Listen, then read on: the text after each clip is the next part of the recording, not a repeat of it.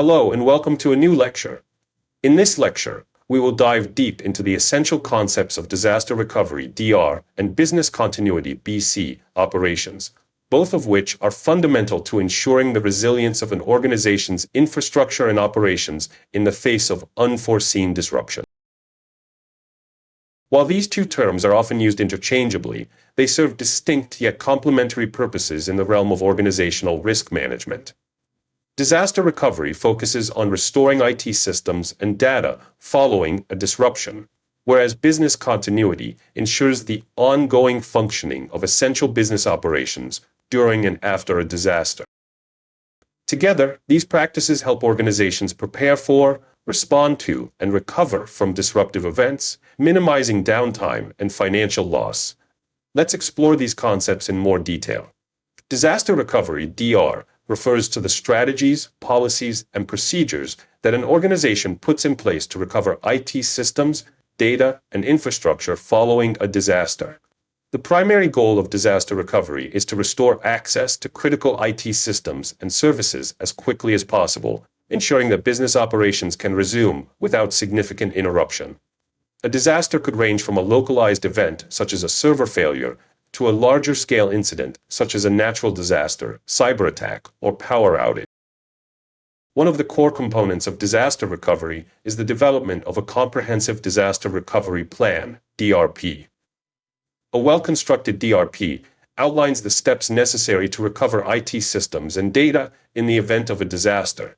This plan should detail the roles and responsibilities of team members, the recovery process, and the resources required for recovery. For instance, it may include contact information for key personnel, instructions for restoring systems from backups, and guidelines for setting up temporary IT infrastructure.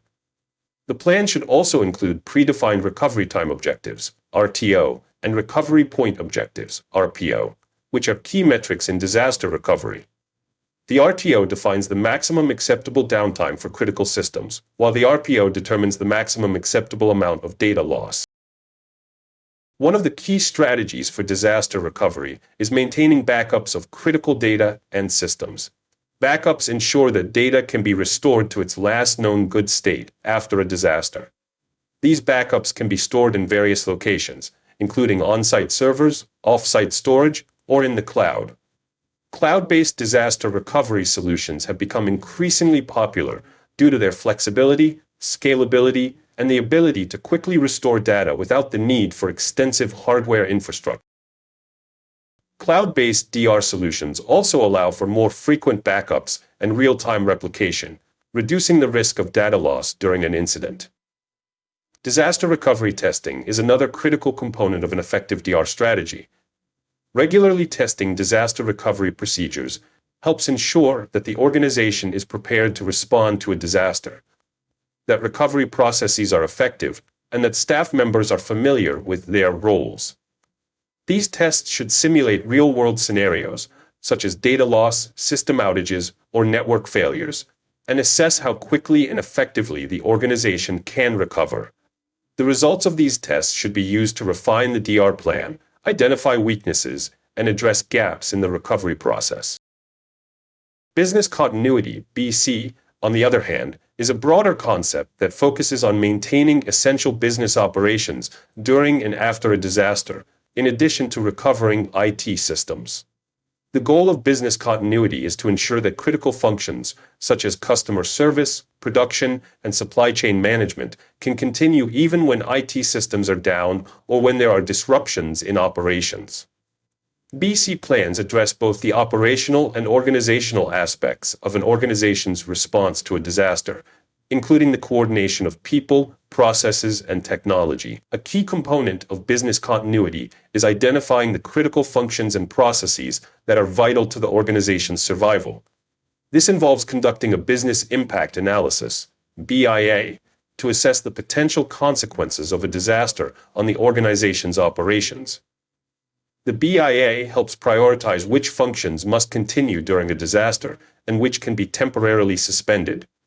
For example, a retail business might prioritize customer-facing operations, such as processing orders and handling customer inquiries, while delaying less critical functions, such as product development. Business continuity planning also involves identifying and preparing alternative resources and processes to ensure that essential functions can continue in the event of a disruption.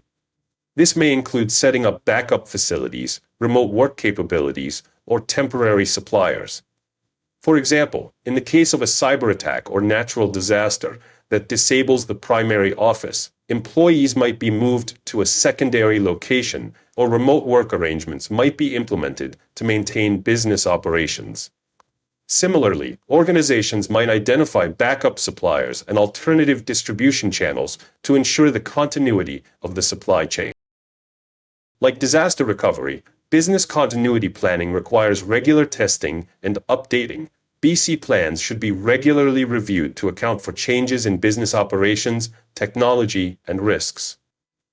Testing BC plans involves running tabletop exercises or full-scale simulations that test the organization's ability to maintain operations under various disaster scenarios. These tests help ensure that the organization is prepared to handle business disruptions and that employees are familiar with the processes and procedures for continuing operations during a crisis. A key aspect of both disaster recovery and business continuity is communication. Effective communication is crucial during a disaster, as it helps ensure that employees, customers, vendors, and other stakeholders are informed and can take appropriate action. Communication plans should outline how information will be disseminated during an incident, including who will be responsible for communicating updates, what channels will be used, such as email, phone, social media, and what messages will be conveyed. Ensuring that communication is clear, consistent, and timely can help reduce confusion, maintain trust, and minimize the impact of the disaster. In addition to communication, leadership and governance play a critical role in both DR and BC operations. Senior management should be actively involved in the development and execution of DR and BC plans. Their involvement ensures that the plans are aligned with the organization's strategic objectives, that resources are allocated appropriately, and that there is accountability throughout the recovery process. Furthermore, leadership should ensure that all employees understand their roles and responsibilities during a disaster, from executing the recovery process to ensuring business continuity in critical areas. To conclude, disaster recovery DR and business continuity BC operations are essential for ensuring the resilience of an organization in the face of unexpected disruptions. While DR focuses on recovering IT systems and data following a disaster, BC ensures that essential business functions continue even when systems are down.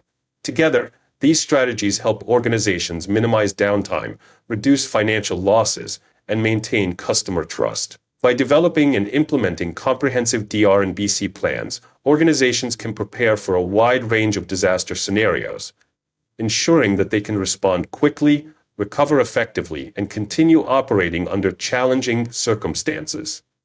Regular testing, updates, and communication are key to ensuring that these plans remain effective and that organizations are always ready to face the next challenge.